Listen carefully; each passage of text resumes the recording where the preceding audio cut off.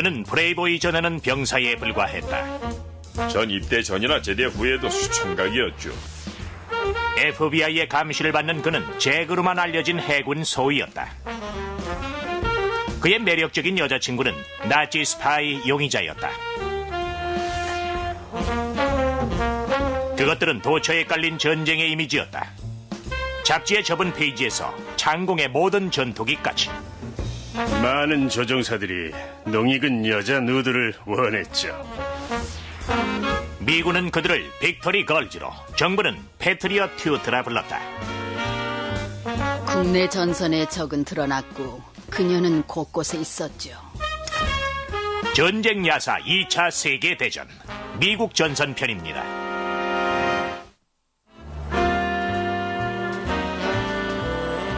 젊은이에게 전쟁은 입문식이다. 전투뿐만 아니라 두려움, 권태와 미지의 본능적인 흥분, 감정의 심한 기복까지. 일부에서 믿듯 흥분이 체험제라면 2차 대전이란 대격동의 사건은 미국에서 이전에 볼 수 없었던 외설적인 성호기심을 폭발시켰다. 해외에 파병된 미군의 성행위는 맹목적으로 묵인됐고 때론 통과 의례와 생존으로 미화됐다.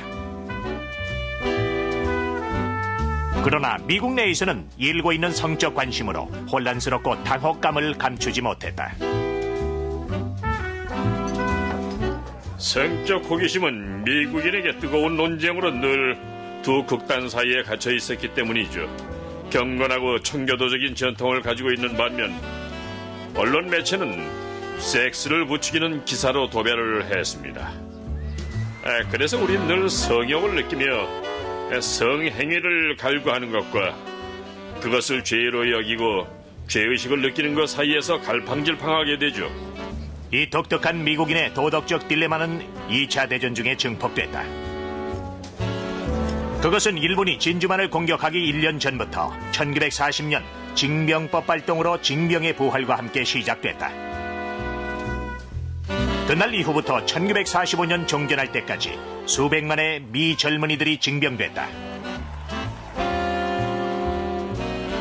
그들은 가족의 보호를 받으며 시키는 대로 40년대에 사람들이 따라야만 했던 규칙들을 지켜야만 하는 모범적인 18살은 더 이상 될 수 없었습니다. 이젠 사실상 어른이고 독립을 해서 스스로 결정해야만 했죠. 미국의 젊은이에게 군입대는 새로운 코드의 규칙의 지배를 받는 것이며 미국의 거의 모든 훈련 캠프에서 성교육도 포함시켰다. 그러나 취지는 명백했다. 미 육군이나 해군, 해병대에 입대한 일반 병사는 두 개의 다른 강의를 듣게 되죠. 처음엔 목사님이 오셔서 우리한테 이렇게 말하죠. 두고 온 누이와 엄마를 생각하고 순결하지 않으면 병들을 얻게 될 것이다. 그 다음엔 의료 장교가 들어옵니다. Now let us examine the characteristics of the specific germ which causes syphilis. 그리고는 이렇게 말하죠. 목사님의 말씀을 잘 알지만 외출하려면 이렇게 해야 한다. Corporal Green certainly likes to have his own way. Oh, me? Hey, I want what you want. Lady, I'm your servant. Well, why don't you ask me what I want? 군은 노골적으로 성병 영화를 만들기 시작했다. 메시지를 명확하게 전달하기 위해 대부분 배우를 고용해서 헐리우드에서 제작됐다. What's the matter? What the hell's eating you? I got a dose. 기겁했죠. 그걸 쓰면 잃을 수도 있었어요. 훈련용 영화를 보여줘서 이런 생각을 유도하려던 거였죠. 맙소사, 매독, 성병, 임질. 나도 저 꼴이 될지 몰라. 장담컨대 그 다음날 쥐꼬리만큼도 주의를 안 했을 겁니다. 군대 생활은 미 젊은이들에게 남자 간의 유대를 알게 해주었다. 막사에서의 대화는 보통 매우 외설적이고 핀업 사진과 자극적인 것, 전쟁, 자위행위, 경기 얘기로 가득하고 그래서 병사들 사이의 분위기가 음란하죠. 군복무일 때는 다소 이중생활을 합니다. 남자들만의 삶을 살죠.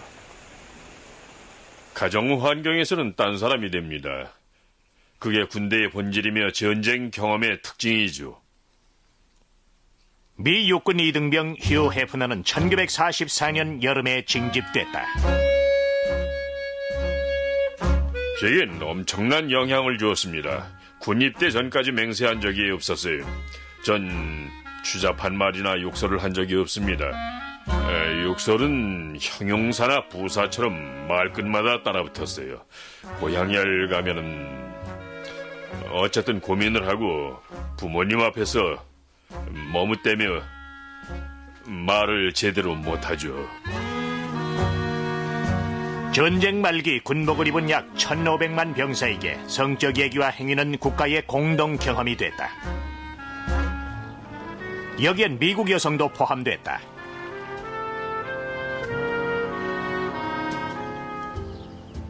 이 차 대전은 미국의 일반 여성들에게 엄청난 해방을 가져다 줬습니다. 젊고 미혼이면 이전엔 없었던 기회를 얻게 되었습니다.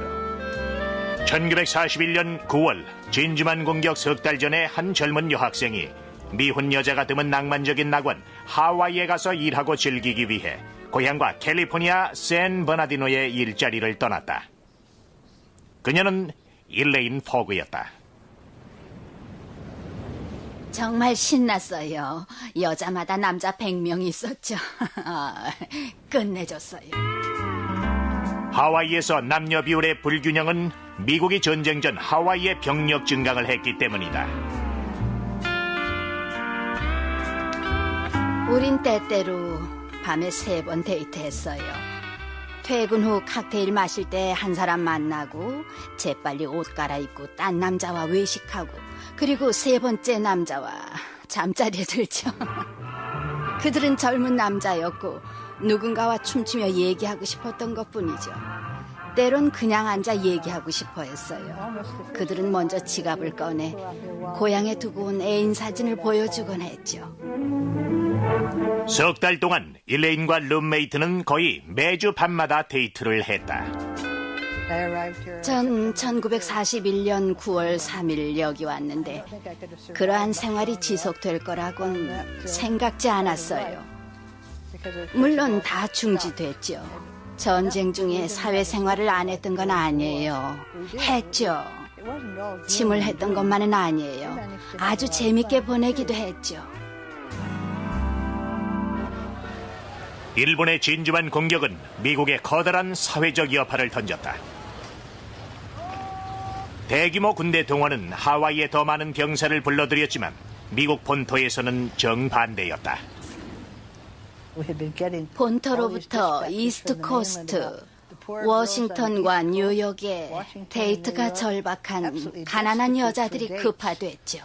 미국의 많은 여자들이 직면한 문제점은 군 입대하는 모든 젊은이들이 미국 내에 머물지 않을 거라는 거였습니다. 젊은 미혼 남자들은 국내에서 사라졌고 젊은 미혼 여자들은 사회적으로나 성적으로 더 공격적으로 됐다. 공장에서 이런 남자의 일을 하고 사회 현장에서 보다 자유로우면 그건 남성적인 행동이며 남성적인 행동은 공격적인 성욕을 불러오죠. 미래가 어떻게 될지 모른다는 압박감도 내재해 있었다. 그 당시 성인이 돼 군입대에서 참전하러 떠나는 젊은이들과 그들의 여자친구들과 다른 젊은 아내들은 그 순간을 참고 살아야 하는 압박감도 있었죠. 불길한 농담까지 생겨났어요. 내일 아침 해외로 나가니까 오늘 밤 나랑 같이 지내. Don't, Johnny. Let's not start. Oh, look, I've been around. We like each other, don't we? Well, what's wrong with being nice then? Gosh, there's a war on, honey. We gotta do everything a lot faster. 그러나 미국 여성들은 인격을 비방할지 모르는 행동을 경계해야만 했다. 여자들은 항상 무슨 말을 어떻게 하고 어떻게 행동할지 조심했지요. 나쁜 여자가 되는 불명예를 원치 않았거든요. 여자들은 도덕의 수호자가 되어야 했습니다. 하지만 그들도 인간이고 젊은 남자들만큼 섹스를 하고 싶어 했죠. 우린 아내나 여자친구들과 떨어진 병사들이 불성실할 거란 것을 이해하고 용인했죠. 여자는 그만큼 인정을 못 받았는데 당연히 이중잣대였어요. 전쟁이 해외로 번지자 이 명백한 이중잣대는 국내 전선에서 특이한 전쟁을 불러왔고, 때때로 자유로운 여자들은 내부의 적으로 박해받았다.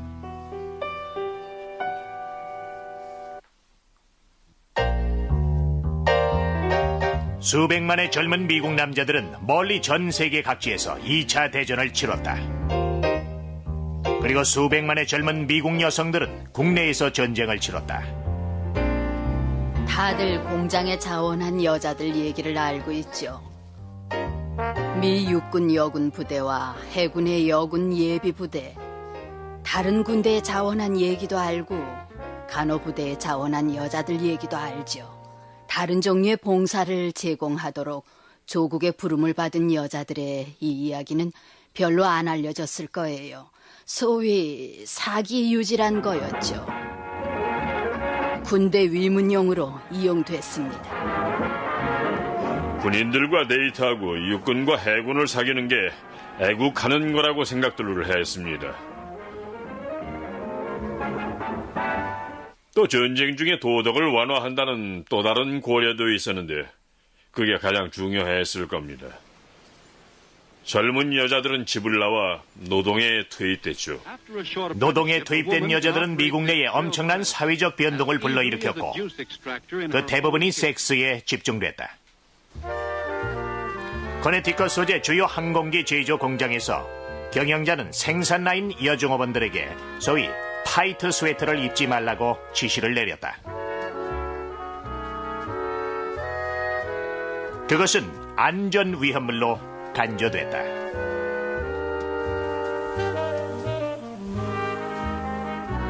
그 당시 스웨터 걸로 유명한 영화배우 앤 셔리던은 비평가들에게 이렇게 답했다.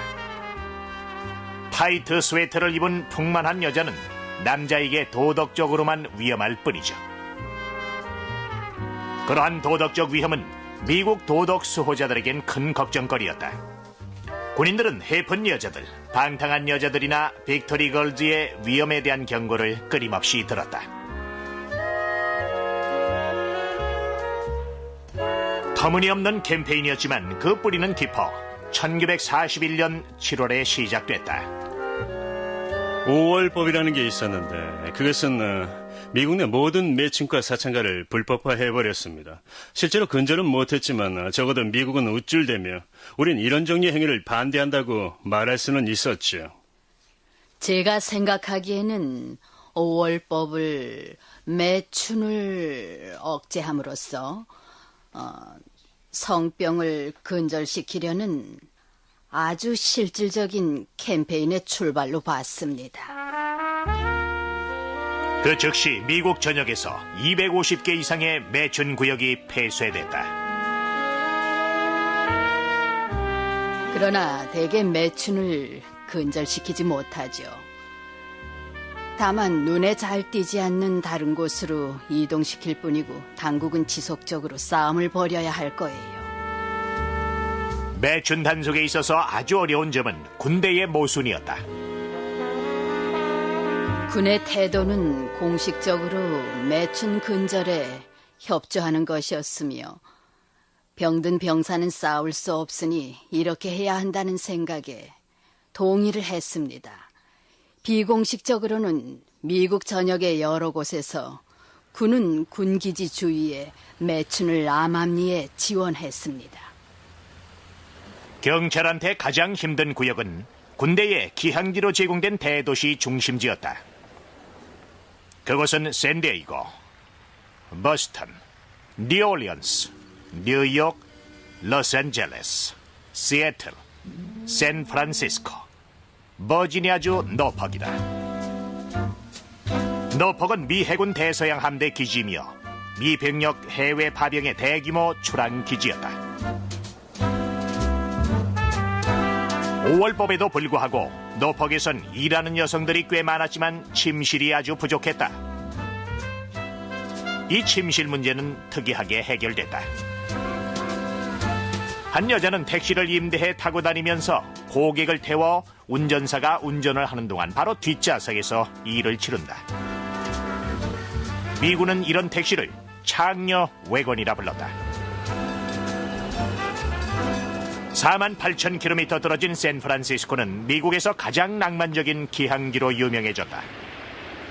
태평양 전쟁에서 싸운 거의 모든 미군들은 금문교를 지나갔다. 샌프란시스코 베이의 중간 위치에 보물섬이 있었다. 이곳은 서부에서 군대의 비공식 홍등가가 됐다. 여기서 미군들은 더 뮤직 박스와 같은 장소에 자주 갔고 전설적인 팬 댄서이자 스트리퍼 셀리 랜드를 보기 위해 돈을 냈다.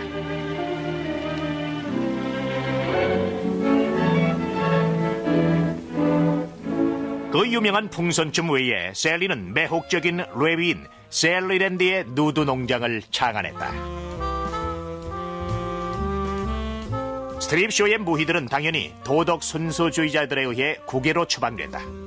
그러나 전쟁이 가속화되자 미국의 각계각층의 젊고 자유분방한 여자들은 집요한 감시를 받았다. 2차 대전 중 미국에선 여자 문제라는 게 있었습니다. 원래 빅토리 걸즈는 젊고 미혼에다 정원자가 없고 섹스나 데이트, 로맨스에 훨씬 개방적인 태도를 보였는데요. 종종 다른 부류의 여자들과 반대자들은 미국 젊은이들은 밖에서 전쟁을 이기고 있는데 빅토리 걸즈는 여기서 지고 있다면서 멸시를 했죠. Betty, do you realize what time it is? Oh, Mother, don't be such an old fuddy-duddy. 5월법으로 권한을 부여받은 미국 사회위생협회와 연방사회보호 프로그램을 비롯 여러 정부기관들은 문란하다고 간주되는 여자들을 철저히 조사하기 시작했다. 웨이트리스는 리스트 제1순위였죠. 웨이트리스들은 즉각 요주의 인물이 됐는데 정숙한 여자라면 그런 직업을 가지지 않을 거라 여겼거든요. 전시 포스터에서 알 수 있듯 이 도덕 캠페인은 호전적으로 진행됐다. 그 유명한 포스터 그녀는 깨끗해 보이겠지만은 옆집 여자를 겨냥한 것이며 미국 어디에나 살고 있을 아주 순결해 보이는 젊은 여자죠. 젊은 여자가 명성을 담보로 걸지 않고 참석할 수 있는 사회적 일은 거의 없었다.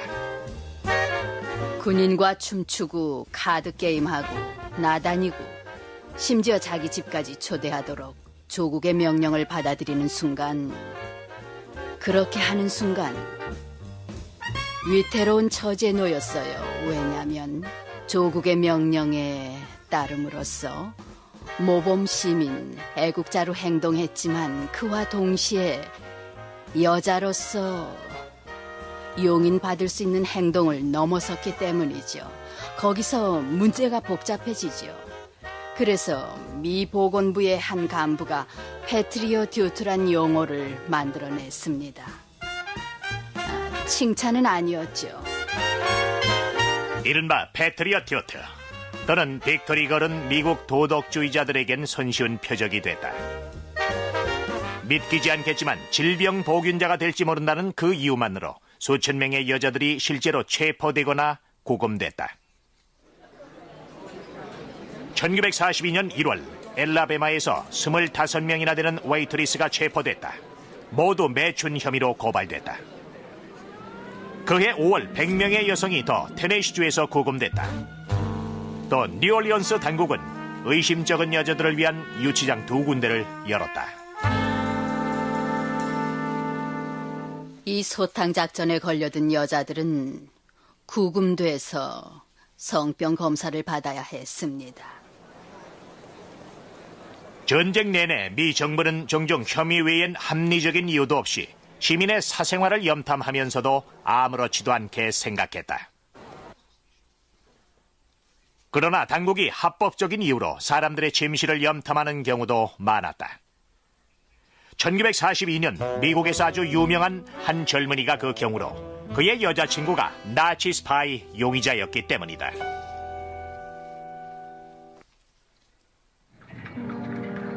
(1941년 12월 12일) 진주만 공격 불과 5일 후에 이 각서가 FBI 국장 J. 에드거 후버한테 전해졌다. 그것은 잉가 아바드란 여자에 대한 FBI의 장기 조사의 시작이었다. 잉가는 덴마크 코펜하겐 출신으로 1913년에 태어났다. 젊은 여자 잉가는 미인대회의 여왕의 야심찬 여배우로 영화감독 폴 페조스와 결혼도 했다.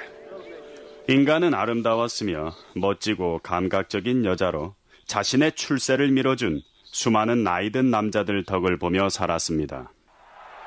1936년 잉가는 베를린 올림픽에 참석했다. 그러나 단순한 관객이 아니었다.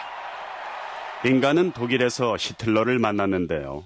히틀러 관람석에 있었습니다. 잉가는 또한 나치 감독과 같이 영화를 찍었다. 1937년과 1939년 사이 잉가는 인류학 공부와 연기로 뛰어다녔다. 그리고 1940년 뉴욕시로 와서 컬럼비아 언론대학에 입학했다. 몇몇 학생들은, 특히 유태인 학생들은 잉가를 걱정하기 시작했죠. 그들은 잉가가 독일 선전을 하는 것 같았고 히틀러와 몇몇 지도자들과 연락한다는 걸 알고는 FBI로 가서 잉가를 일러 바쳤습니다. 처음에 FBI는 잉가에 관한 참고 자료만 수집하고 끝냈다. 얼마 후 잉가는 컬럼비아 대학을 떠나 워싱턴 DC로 가서 워싱턴 타임즈 헤럴드의 사회기자 일자리를 구했다. 하지만 진주만 공격이 있고 나서야 신문사 직원이 잉가가 히틀러와 함께한 걸 알고 FBI에 신고를 했고 FBI는 합법적으로 스파이 용의자로 조사를 했습니다. 12월 12일 첫 보고를 하고 얼마 후 요원들은 잉가가 젊은 해군 장교와 불륜 관계란 걸 알게 됐다. 요원들은 그자의 첫 이름이 잭인 것밖에 몰랐다. 다음의 메모에서 조사 책임자인 요원은 자신이 지휘하도록 요청했다. 잉가 아바드, 극비 감시 요방. 잉가 아바드 양과 교제하고 있는 잭으로만 알려진 해군 소위의 신원 파악을 하기 위해서. 사실 감시는 몇 주 전에 시작됐고 FBI는 의문의 그 해군 소위의 신원을 파악하고 있었다. 그렇지 않다면 그들은 1월 12일 아침에 재빨리 알게 됐을 것이다. 유명한 뉴욕 칼럼니스트 월터 윈첼이 그의 칼럼에서 다음과 같은 기사를 썼던 것이다. 전직 대사 케네디의 자녀 중 한 명이 워싱턴 여자 칼럼니스트의 연모의 표적이다. 아버지 케네디는 싫어했다. 윈첼은 우연히 FBI와 미 해군이 비밀로 묻어두려 했던 얘기를 알게 됐다.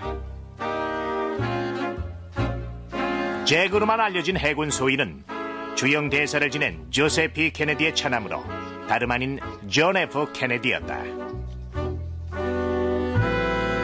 물론 존 케네디가 해군 정보부 소속이고 스파이 용의자와 같이 잤기 때문에 아주 신중히 조사가 이루어졌습니다. 윈첼의 기사가 나간 그날 해군 소위 존 케네디는 그 즉시 워싱턴 해군 정보부에서 사우스 캐롤라이나로 전임됐다. 조셉이 잉가로부터 아들을 떼어내기 위해서 워싱턴에서 전임되도록 조치를 취했겠죠. 하지만 관련 증거 자료는 없습니다. 24살의 젊은 존 케네디는 이 모든 일에 분개했으며 친구에게 보낸 편지에서 이렇게 썼다. 그들은 내가 스칸디나비아 금발 미인과 사귄다고 사우스 캐롤라이나까지 쫓아왔어. 그녀가 스파이래. 사실 존과 잉가의 관계는 스파이 활동과 무관했다. 섹스를 즐기고 사랑했다.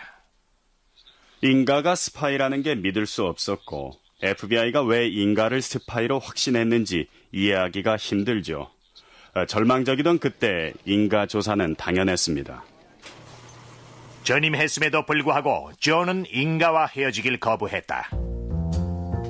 존과 인가는 FBI 외에도 감시자들을 고용한 인가의 남편한테도 추적당하는 걸 알았지만 개의치 않고 사랑을 나누고 그걸 즐기며 조롱하죠. 2월 초에 인가는 사우스캐롤라이나주 찰스턴에 있는 존을 방문했고 FBI는 감시와 도청을 했다.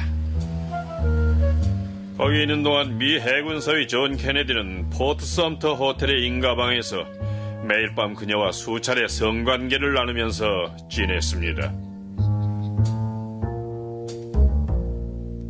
최근의 여러 전기를 통해 존과 인가의 관계의 아이러니는 인가가 존의 생애에서 그 어떤 여자보다 더 그가 왜 그렇게 행동하는지 이해하는 것처럼 보인 것이다. 인가는 존 케네디를 꿰뚫어 봤고 존 앞에 놓인 두 길을 봤죠. 한 갈래는 서부로 아기도 낳고 자유분방한 생활을 할 수 있는 길입니다. 또 하나는 동부와 워싱턴으로 출세지향의 좁고 뒤얽힌 길이었죠. 존이 어느 길을 택하는 게 옳았을까요? 존 케네디는 인가와 함께하고 싶었지만 함께할 가망이 없다는 걸 알았고 인가도 그랬다. 1942년 3월 초 그들은 관계를 청산했다. 그들을 헤어지게 만든 건 존 부친이나 FBI가 아니라 전쟁이란 걸림돌이었다. 존 케네디는 여러 번 인가와 화해하려고 했지만 둘 관계는 끝나버렸다. 그는 태평양 전쟁의 영웅이 됐고 남겨두고 온 멋진 덴마크 미인을 잊지 못했다. 존 케네디에겐 가물거리다 사라진 열정적이고 낭만적인 면이 있었습니다. 여러 여자들이 그런 면을 봤지만 인가만큼 많이 본 사람은 없었죠.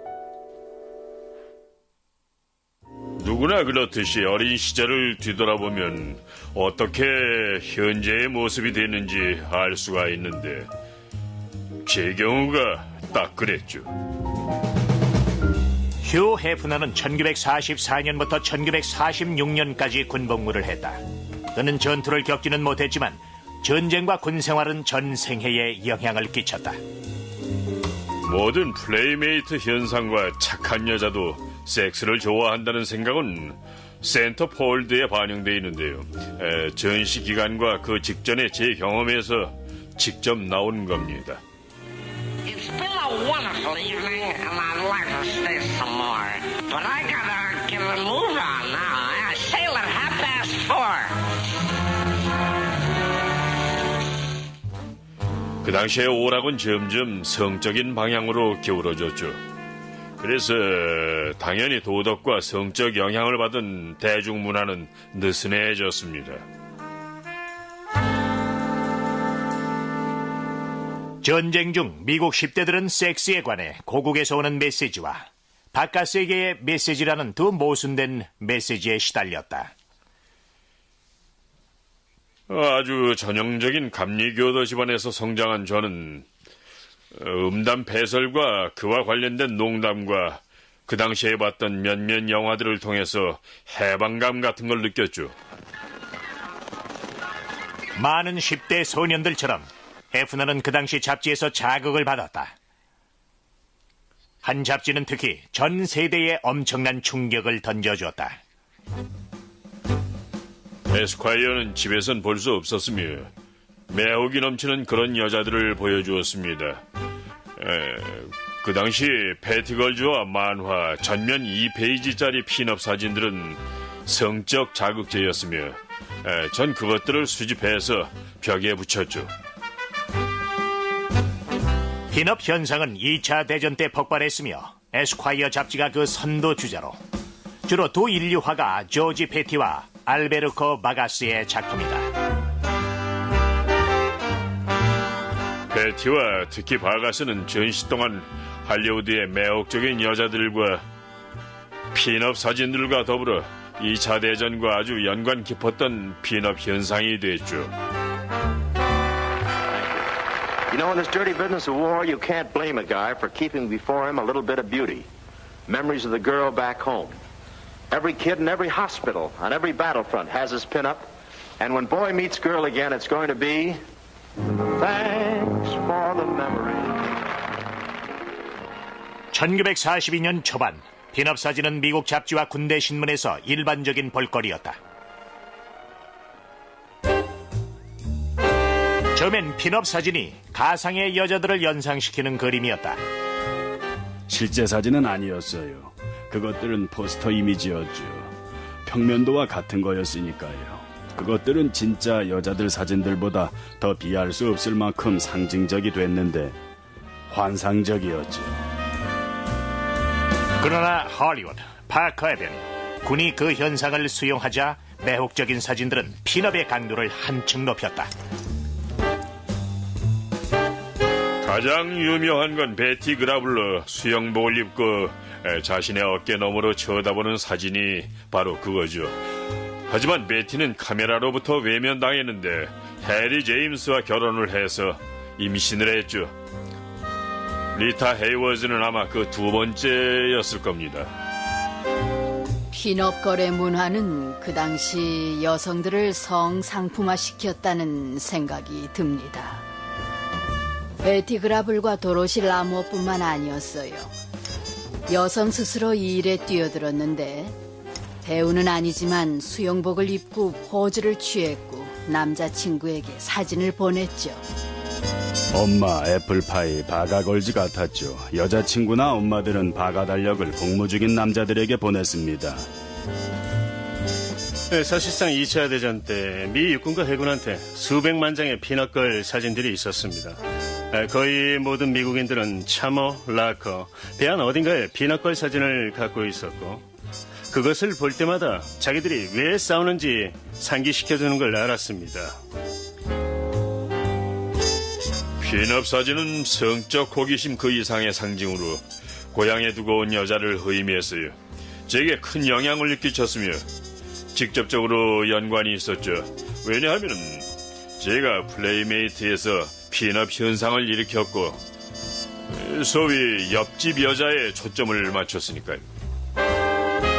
그러나 핀업 사진 열풍을 꼬집는 이도 있었다.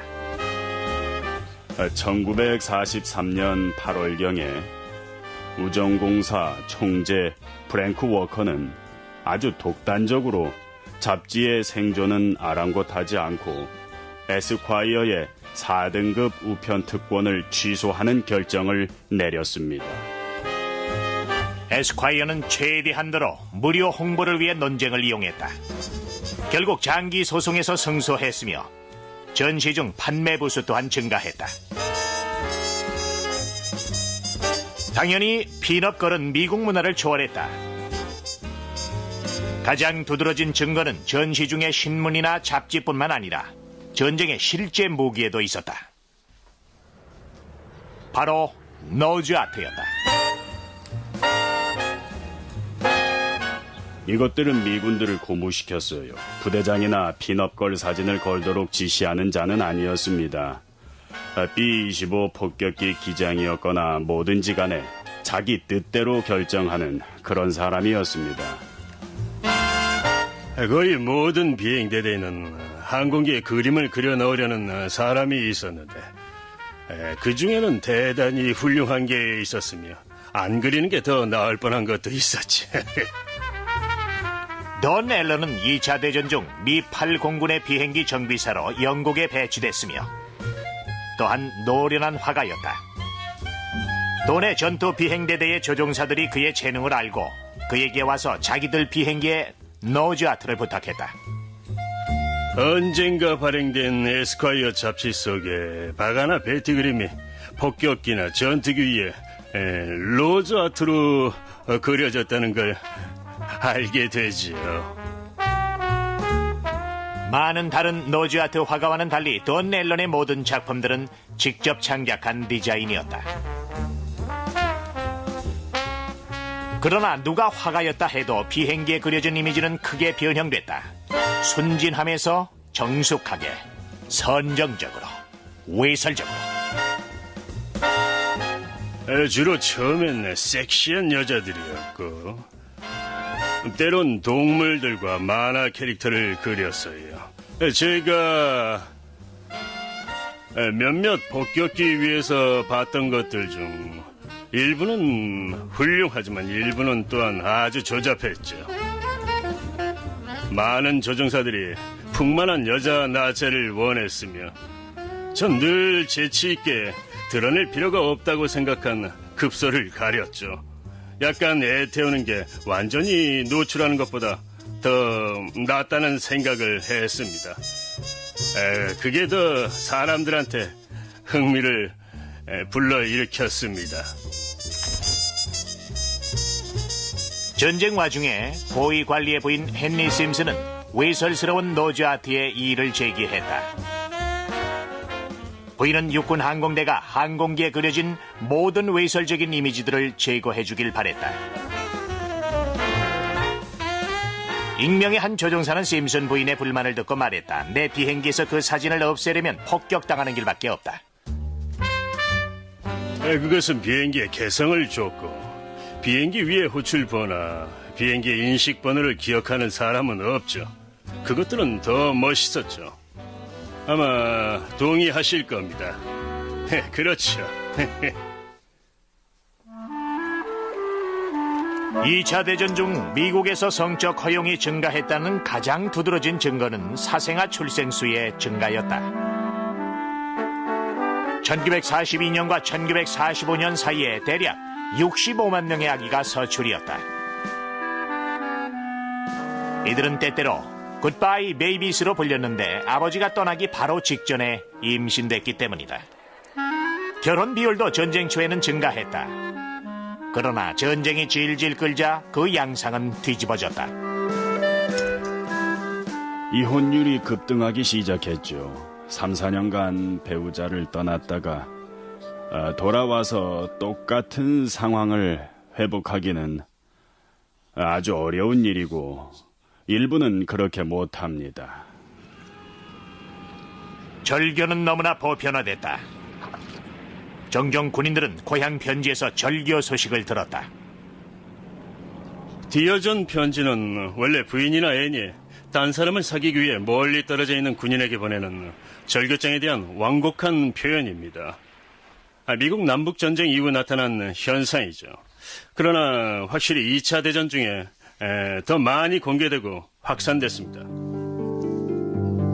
한 예를 들자면 군대 잡지 양카는 결별을 고하는 한 디어 존 편지를 게재했다. 일레인으로만 알려진 여자가 쓴 편지였다. 중동에 배치됐던 남편은 1943년 그 편지를 받았다. 이젠 우리 관계를 분명히 해야겠어요. 우리 결혼이 잘못됐다는 걸 방금 깨달았을 거예요. 이 잘못을 끝내기 위해 이혼을 해줬으면 해요. 전 오늘 아침 당신 집을 떠났어요. 당신한테 배신당한 남편이란 짐을 주고 싶지 않았거든요. 사실 당신 소유인 적도 없었지만 지금 전 딴 사람 거고 우리 관계도 끝이에요. 하지만 그 정반대인 경우도 있었는데 여자는 끝까지 기다렸지만 남자는 돌아와서 그녀한테 관심을 주지 않았죠. 그것은 디어존 편지만큼 많이 알려지지 않았습니다. 미국에서 성적 허용이 증가 추세라는 또 다른 명백한 조짐은 군대에서의 컨돔 배급 증가였다. Keep something between you and the germs of venereal disease by using a good rubber. They should be purchased. 그러나 컨돔 배급에 대한 심각한 사회 반발을 불러왔고 그는 한 발짝 물러서야 했다. 콘돔 사용으로 불거진 우스꽝스러운 일들 중 한 가지는 군대가 총구로부터 빗물을 막는데 콘돔을 사용하고 있다고 핑계를 대는 겁니다. 물론 가려질 총은 바로 각 병사들의 거기였습니다. Hey boys, how would you like to police this area, right? 적어도 그러한 논쟁은 전쟁 시기에 코미디언들에겐 좋은 소재를 제공했다. Don't tell me you didn't get that.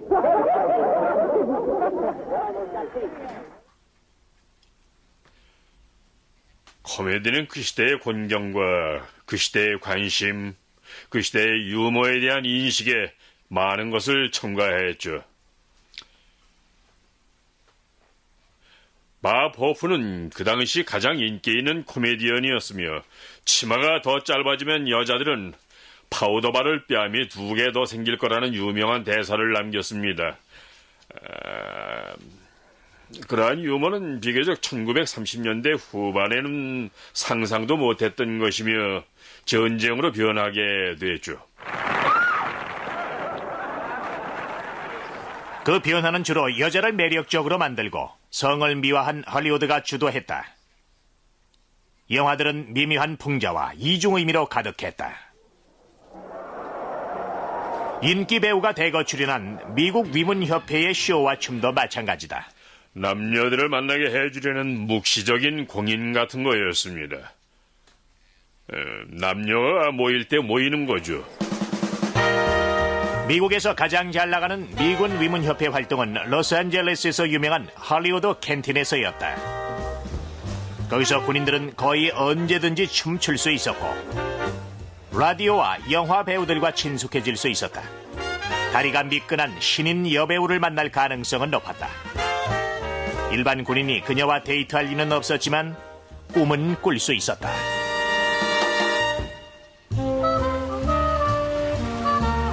미국에서 전시 중 성욕구의 마지막 표출은 역사적인 두 날에 발생했다. 바로 1945년 5월 독일이 항복한 유럽 전선 기념일과 그해 8월 일본이 항복한 대일 전선 기념일로 미국인들은 환호를 하며 거리로 쏟아져 나왔다.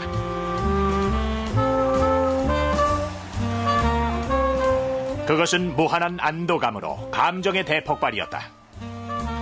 그러나 전쟁이 남녀 모두에게 남겨준 것은 변화된 사회였다. 확실히 여자들은 새 역할을 떠맡음으로써 큰 진보를 했으며 보다 넓은 의미에서 자신들을 성적 존재로서 조국에 제공할 수 있는 다른 종류의 기술을 가진 여자로서 인식하게 됐습니다. 2차 대전 중에 발생한 성적 해방을 되돌리려는 시도들이 여러 번 신중히 진행됐습니다. 그러한 커다란 상징 중 하나가 패션이었고 늘 대체로 맞아떨어졌죠.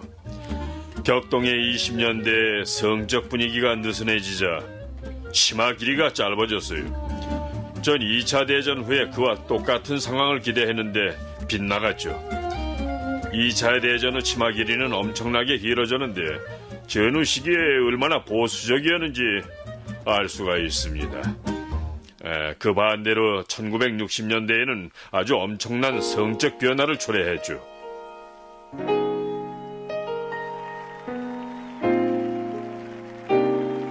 이 2차 대전은 많은 미국인들에게 충격이었고 수백만 젊은이들이 성년이 되는 활기찬 시기였다. 1950년대의 보수적인 경향에도 불구하고 미국인들은 자신들이 획득한 것을 버릴 수 없었다.